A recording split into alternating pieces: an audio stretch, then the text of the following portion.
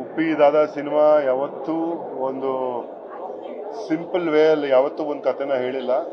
ಸಮಾಜಕ್ಕೆ ಒಂದು ತುಂಬಾ ಇಂಪಾರ್ಟೆಂಟ್ ಮೆಸೇಜ್ ಅನ್ನ ಒಂದು ಅವ್ರದೇ ಆದಂತ ರೀತಿಯಲ್ಲಿ ಯಾವತ್ತೂ ಅವ್ರ ಸಿನಿಮಾಲ್ ಕೊಟ್ಕೊಂಡ್ ಬಂದಿದ್ದಾರೆ.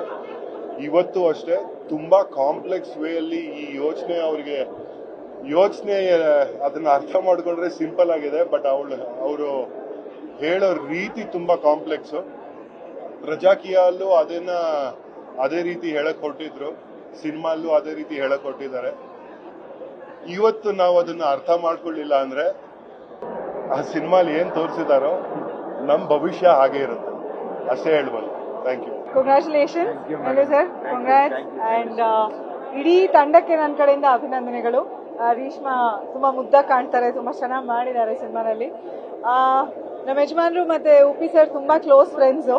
ಅವ್ರ ಥಾಟ್ಸು ಐಡಿಯಾಸ್ ಎಲ್ಲ ನಮ್ಮ ಯಜಮಾನ್ರಿಗೆ ಸ್ವಲ್ಪ ಚೆನ್ನಾಗಿ ಅರ್ಥ ಆಗುತ್ತೆ. ಸೊ ಅವ್ರಿಗೊಂದು ಅಷ್ಟು ಪ್ರಶ್ನೆಗಳು ಕೇಳ್ತಾ ಇದ್ದೆ ನಾನು, ಇದೇನು ಅದೇನು ಅಂತ.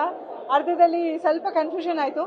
ಆಮೇಲೆ ಅವರು ಪ್ರಶ್ನೆಗಳಿಗೆಲ್ಲ ಉತ್ತರ ಕೊಟ್ಟ ಮೇಲೆ I understood. And I think more than anything else, ನಾವು ಇವತ್ತು ಮಾಡ್ತಿರೋ ತಪ್ಪುಗಳನ್ನ ನಮ್ಮ ಮುಂದೆ ಕಣ್ಣು ಮುಂದೆ ಎತ್ತು ಹಿಡಿದಿದ್ದಾರೆ ಉಪ್ಪಿ ಸರ್.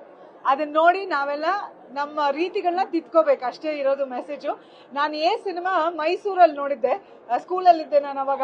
ನಮ್ಮ ದೊಡ್ಡಮ್ಮ ನಮ್ಮೆಲ್ಲರೂ ಕಸಿನ್ಸ್ನೆಲ್ಲರೂ ಕರ್ಕೊಂಡು ಹೋಗಿದ್ರು. ಆವಾಗ ಎಷ್ಟು ತಲೆ ಕೆಡಿಸಿದ್ರು ಇವಾಗಲೂ ಅಷ್ಟೇ ತಲೆ ಕೆಡತ್ತೆ.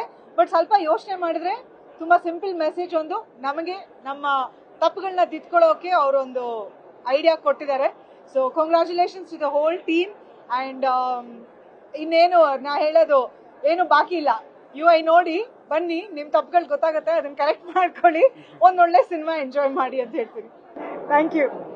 ಆಮೇಲೆ ಇನ್ನೊಂದು ವಿಷಯ, ನನ್ನ ಪ್ರಕಾರ